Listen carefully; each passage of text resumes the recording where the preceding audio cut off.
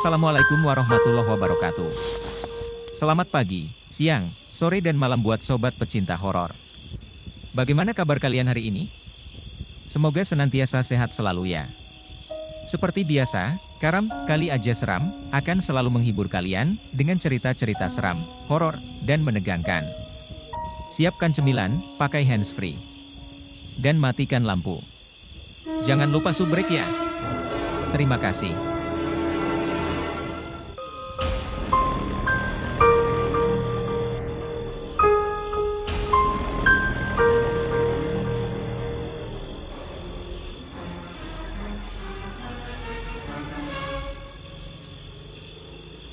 Untuk episode kali ini, Karam Kali Aja Seram akan mempersiapkan dua cerita sekaligus, spesial buat kamu-kamu yang selalu stay di sini. Cerita pertama berjudul Arwah Sang Ayah. Menceritakan seorang pemuda yang tidak terima dengan kematian ayahnya dan melakukan berbagai cara agar arwah sang ayah kembali ke raganya. Untuk cerita kedua, berjudul Pocong Order Ojek. Menceritakan, seorang pemandu ojek ditumpangi Mbak Kunti. Bagaimanakah keseruan ceritanya? Seperti biasa, kami panggilkan pembaca cerita kita, Mbak Tukiem. Kepada Mbak Tukiem, kami persilahkan.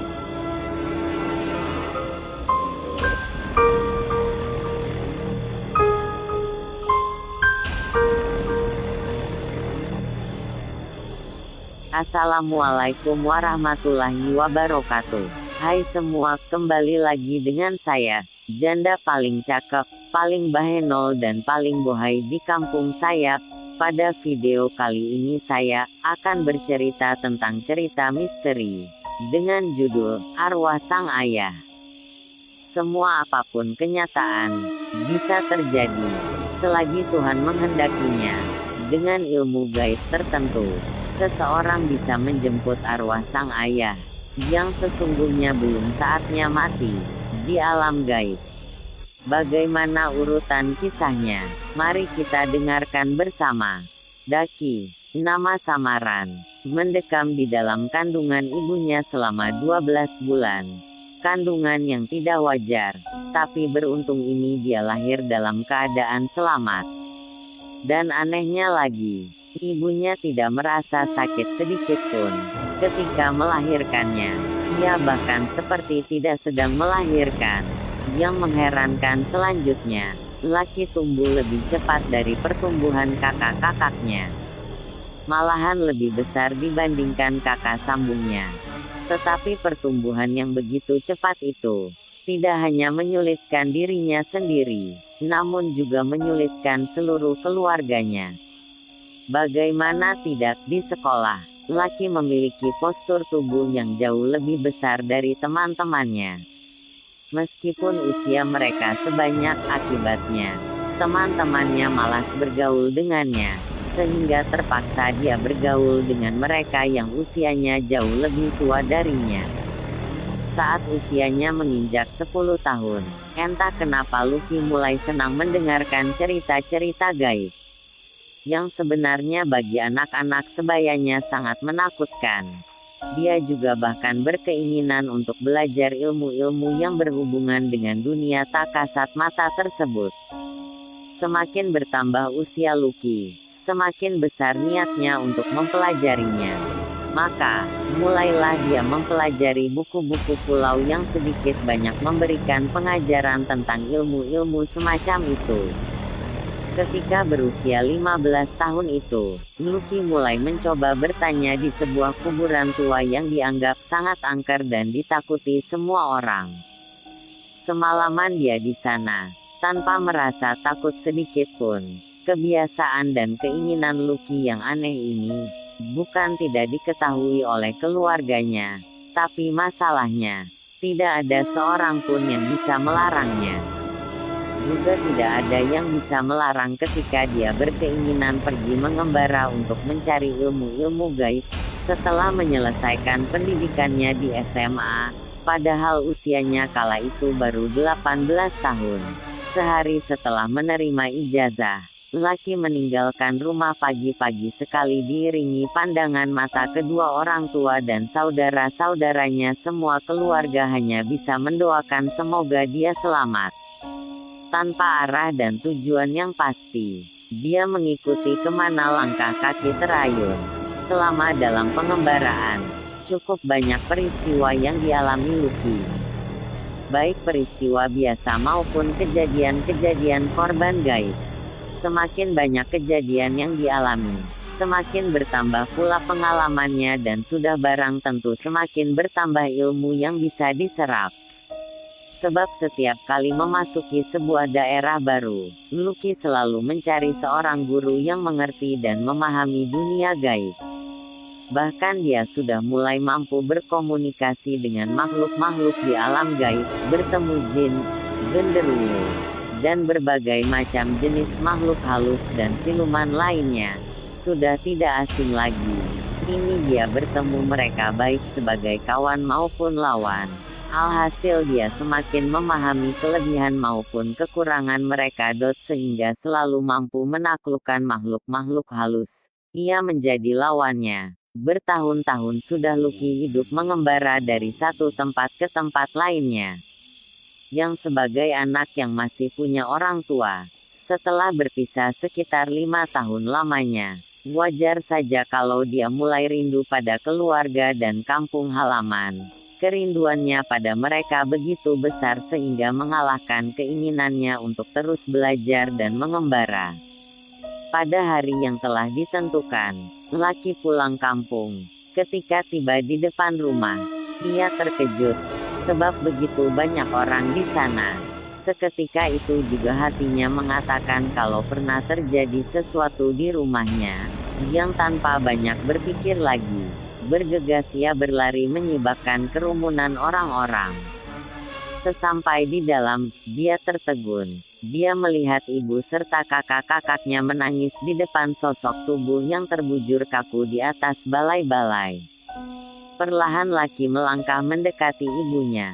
Saat melihat kehadirannya, sang ibu langsung memeluknya dengan air mata berlinang. Semua orang dan kakak-kakaknya seketika tersadar kalau saat itu Yuki ada di antara mereka. Kepulangan Lucky memang terlambat. Hanya beberapa saat saja sebelum dia sampai, ayahnya menghembuskan nafas yang terakhir. Menurut ibunya, kematian ayahnya begitu mendadak dan sangat mengejutkan, karena tidak ada tanda-tanda sakit sebelumnya. Merasa curiga dengan kematian ayahnya, tapi dia berusaha menahan diri. Lucky mendekati jasad ayahnya yang ditutupi kain. Perlahan dia membuka kain yang menutupinya. Dipandanginya wajah ayahnya, yang nampak begitu tenang, seolah-olah seperti orang sedang tidur. Orang-orang di sekelilingnya terutama ibu dan kakak-kakaknya terkejut, mendengar perkataan Lucky yang pelan itu. Dengan sorot mata heran dan tidak percaya, mereka menatap begitu. Perlahan Lucky berpaling menatap wajah ibunya sebentar, kemudian dipandanginya wajah kakak-kakaknya satu persatu. Bergantian matanya menyapu semua orang yang ada di ruangan itu. Tidak ada seorang pun yang bicara. "Tolong bantu saya memindahkan ayah di kamar," pintanya. Dibantu kakak dan beberapa orang tetangga, Yuki memindahkan jasad ayahnya ke dalam kamar. Mereka membaringkan di atas ranjang. Kemudian Daki meminta 2 orang kakaknya yang laki-laki dan 2 orang laki-laki tetangganya untuk bersila di belakangnya. Lucky memang membutuhkan mereka untuk menjaga dari segala. Setelah pintu kamar ditutup, Lucky mulai mencoba mengamalkan ilmu yang pernah dipelajarinya. Ia bermaksud menembus alam gaib, menjemput kembali arwah ayahnya yang dalam pandangan mata batinnya kesasar di sana. Cukup lama juga Daki menyatukan diri, hati, pikiran dan jiwa dengan alam agar mampu menembus. Beberapa saat kemudian, setelah cukup lama akhirnya Daki merasakan sukmanya keluar dari raganya. Sementara raganya masih tetap duduk bersila bersama yang lainnya. Sukma Daki mulai bangkit berdiri.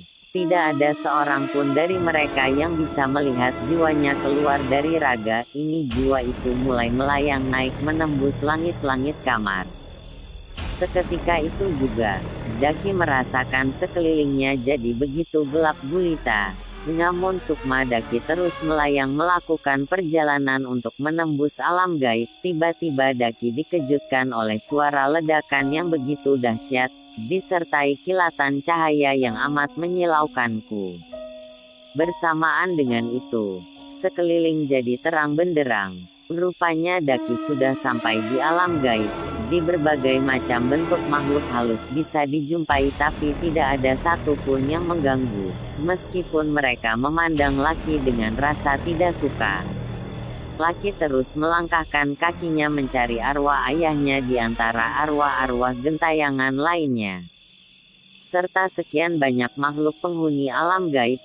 Setelah beberapa lama melakukan pencarian, akhirnya ditemukan juga ayahnya yang sedang duduk di bawah pohon.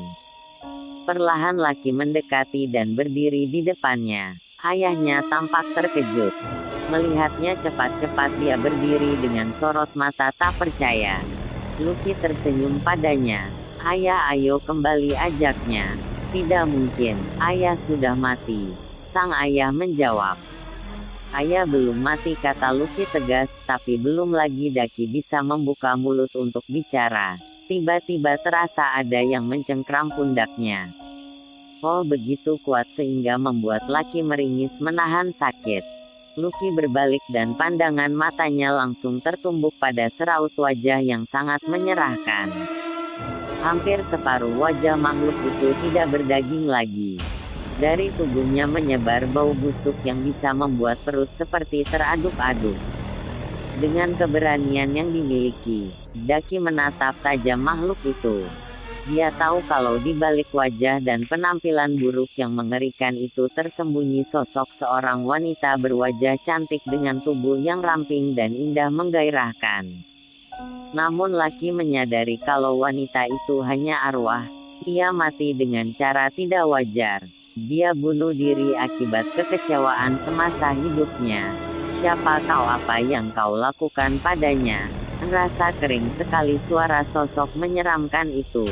"Aku akan membawa pulang ayahku. Di sini bukan tempatnya," kata Lucky, tanpa memperkenalkan diri terlebih dahulu.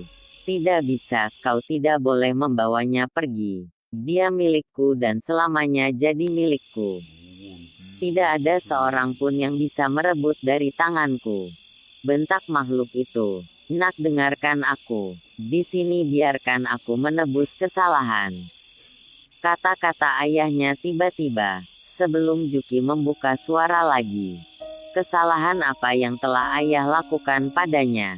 tanya Daki tidak mengerti. "Ia adalah Rahayu," kata sang ayah. Laki berpaling yang ada di hadapannya. Kini bukan lagi sosok makhluk mengerikan, tapi sudah berganti wujud menjadi seorang wanita yang sangat cantik. Seorang wanita yang diperkirakan berusia sekitar 18 tahun. "Perlu kau ketahui, sebelum aku menikah dengan ibumu, aku dan Rahayu pernah mengikat janji untuk saling mencintai dan akan membina rumah tangga yang bahagia. Tapi aku telah melanggar janji. Aku meninggalkannya dan menikah dengan ibumu. Semua itu kulakukan karena paksaan orang tua. Juga untuk menyelamatkan nama baik dan usaha orang tuaku. Aku menikah ibumu karena ayahku berhutang banyak kepada orang tua ibumu. Untuk melunasi semua hutang ayahku dan mempertahankan nama baiknya, aku terpaksa harus mengorbankan cintaku pada Rahayu." Tapi rupanya Rahayu tidak bisa menerima kenyataan itu. Rahayu kecewa, dan merasa aku khawatir. Alhasil, ia nekat bunuh diri. "Nak, sebaiknya kau kembali pulang sendiri.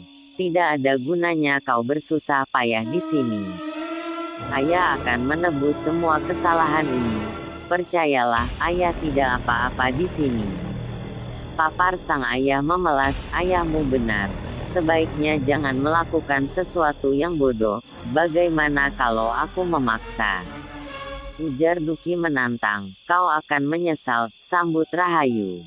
Laki tersenyum sinis, sedikit pun ia tidak takut mendengar ancaman itu.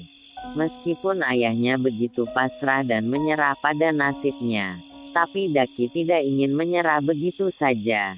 Dia tidak ingin arwah ayahnya terkatung-katung seperti ini. Dia lebih rela jika ayahnya benar-benar meninggal, daripada tersesat di alam gaib. Laki mulai bersiap-siap merapalkan ajian khusus untuk menghadapi arwah-arwah penasaran seperti Rahayu. Dan tampaknya Rahayu mengetahui apa yang dilakukan Lucky ini. Dia mendesis dengan wajah memerah seperti terbakar. Mereka pun mulai bertempur sengit. Saat pertempuran itu terjadi, di alam nyata tubuh Daki menggeletar begitu hebat. Pertempuran dengan arwah Rahayu itu sungguh menguras seluruh tenaga dan kemampuan. Apalagi yang dihadapinya ini arwah yang sudah bertahun-tahun mati penasaran, karena segudang dendam yang menyelimuti hatinya, sehingga membuat arwah Rahayu jadi begitu kuat, hampir saja Lucky kewalahan menghadapinya. Sementara ayahnya tidak bisa berbuat apa-apa kecuali menonton adegan seru itu, entah karena kegigihan dan usaha kerasnya yang menginginkan akhirnya kembali ke dunia nyata, entah karena sesungguhnya usia ayahnya masih panjang. Akhirnya Daki berhasil memenangkan pertarungan dengan Rahayu. Lucky akhirnya berhasil membawa arwah ayahnya kembali ke dalam raganya. Ini tentu saja hal itu sangat mengejutkan akan seluruh warganya, yang lantaran sang ayah bisa berkumpul kembali di tengah-tengah keluarga. Tapi sejak itu ayah Daki jadi pendiam dan lebih suka menyendiri. Hanya Daki yang tahu kenapa ayah jadi berubah begitu, namun dia tidak bisa menceritakannya pada siapapun. Sekalipun itu ibunya sendiri, kini dia merasa tidak sepantasnya menceritakan riwayat percintaan ayahnya yang nyaris membawa maut baginya. Pada hari yang telah ditentukan, Lucky bersama ayahnya mengunjungi makam Rahayu.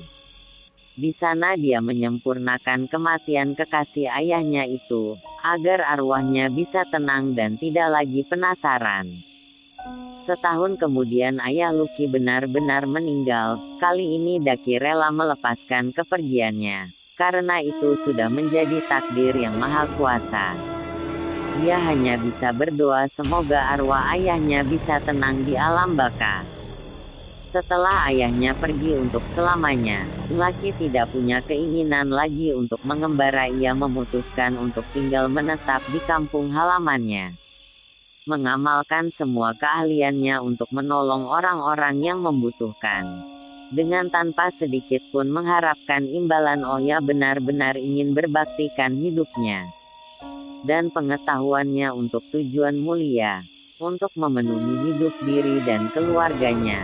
Sehari-hari Daki bekerja di ladang mengurus kebun dan menggarap sawah peninggalan orang tuanya. Para pendengar yang budiman, Duki menuturkan kisah ini bukan untuk mempromosikan diri. Maksudnya dia hanya ingin berbagi sedikit pengalaman. Semoga Anda bisa mengambil hikmahnya. Kisah ini berdasarkan kisah nyata dari suatu tempat di daerah Jawa Barat. Cukup sekian ceritanya. Terima kasih.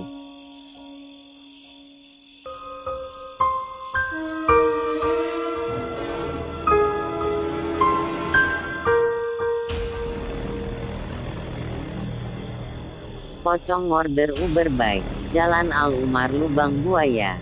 Pada saat itu di tahun 2016, posisiku saat itu sedang melipir ke sana kemari menunggu orderan tanda kurang lebih jam 1.30 pagi. Tiba-tiba HP-ku bunyi orderan. Tuing, tuing, tuing. Aku langsung senang dan langsung aku cocol tuh orderan. Aku lihat titik jemput di Jalan Al-Umar. Tanpa pikir panjang, aku langsung meluncur ke TKP dan tiba di titik jemput. Di sebuah pos ronda dekat pintu kecil yang bisa masuk ke dalam Museum Lubang Buaya, foto di kisah ini. Lalu aku telponlah itu CS, tapi hanya terdengar nada deringnya saja tanpa direspon oleh si CS. Lalu aku berusaha untuk menghubunginya lewat WhatsApp, tapi hanya tertulis menghubungkan. Sudah 5x aneh hubungin itu CS dari telepon biasa, SMS hingga telepon dan chat di WA. Saking bitnya karena tak ada tanggapan dan saat itu aku sudah nunggu lebih dari 5 menit. Akhirnya aku cancel dengan memilih alasan penumpang tidak merespon. Lumayan dapat uang kasrip 5.000 yang masuk ke deposit. Lalu aku nyalain motor sambil melihat kaca spion untuk melihat ke belakang. Hendak mau memutar balik tiba-tiba aku mencium bau anyir dan busuk di sekitaran posisiku. Tapi tetap aku cuek. Saat mau memutar balik dan menengok ke belakang, sontak aku kaget, ternyata udah ada pocong duduk di jok belakangku. Bewu, baunya nauzubillah min zalik. Aku pun teriak. Masyallah. Allahu Akbar. Setan, teriakku. Tanpa pikir panjang aku turun dari itu motor terus aneh langsung lari meninggalkan motor dan HP-ku yang masih menyantol di holder. Aku pun masih teriak. Tolong, tolong, tolong, teriakku.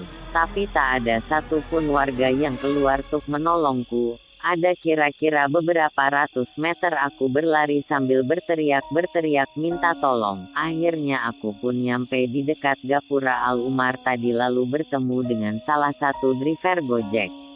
Lalu aku memberhentikan dia sambil ngomong.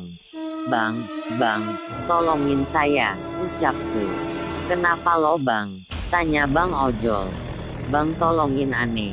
Anterin aneh tuk ngambil motor aneh di pos ronda di dalam, jawabku. Lah emang kenapa lo tinggalin? Tanya bang ojol. Ntar aja bang aneh jelasin. Tapi tolong ya bang anterin aneh, jawabku. Melihat raut wajah si ojol yang merasa curiga, aneh ngomong lagi ke si ojol. Bang aneh juga driver, aneh driver Uber, ucapku. Oh, aneh kira mah begal bang, ucap bang ojol. Masya Allah bang, aneh juga nya motor bang. Ngapain aneh ngebegal abeng, ucapku. Ya udah naiklah, jawab bang ojol. Waduh bang terima kasih, ucapku. Lalu jalanlah kami ke tempat tadi aku geletakin motor. Sepanjang perjalanan si bang ojol terus bertanya. Mang kenapa motornya? Tanya si ojol. Ntar bang aneh ceritain, jawabku. Oh, ucap si bang ojol. Tibalah aku di TKP. Sontak si ojol bingung dan ngomong. Gila lo bang, motor lo gletakin begitu aja, emna HP emseh nyantol pula di motor. Sehat bang, ucapnya. Ntar bang ani jelasin, jawabku. Lalu aku pun ngambil motorku dan langsung aku naikin itu motor lalu jalan menuju ke si bang ojol tersebut. Kemudian aku menyodorkan duit 10.000 ke si ojol. Tapi dia menolak dan ngomong. Udah bang gak usah, kita sama-sama lagi nyari duit di jalanan kok, ucapnya. Waduh terima kasih bang, ucapku. Lalu si ojol ngomong dan masih penasaran kenapa aneh ninggalin tuh motor. Lah itu gimana ceritanya bang, kok motor abang bisa abang gletakin begitu aja, tanyanya. Ntar bang kita omongin sambil jalan, jawabku. Setelah menjauh dari TKP aku pun menceritakan semua kronologisnya ke si ojol. Sontak dia kaget dan ngomong. Ah yang bener lo bang, tanyanya kaget. Sumpah demi Allah dan Rasulullah bang, jawabku. Waduh kalau tahu kia gitu mah tadi aneh puter balik aja pas abang mewe minta tolong ke saya. Saya kan juga jadi merinding bang. Tadi saya mau pulang lewat situ, pas tahu abang ngalamin kia gitu mah. Mending saya cari jalan lain dah buat pulang, ucapnya bang ojol. Aneh langsung tepok jidat ngedenger tuh si ojol ngomong gitu lalu aneh bales. Maaf ya bang udah ngerepotin abang, ucapku. Ngak apa-apa bang. Aneh juga jadi tahu kalau tempat itu angker, ucapnya bang ojol. Keluarlah kami dari Gang Al Umar itu. Itulah kisah nyataku yang aku ceritakan dengan sebenar-benarnya dan senyata-nyata.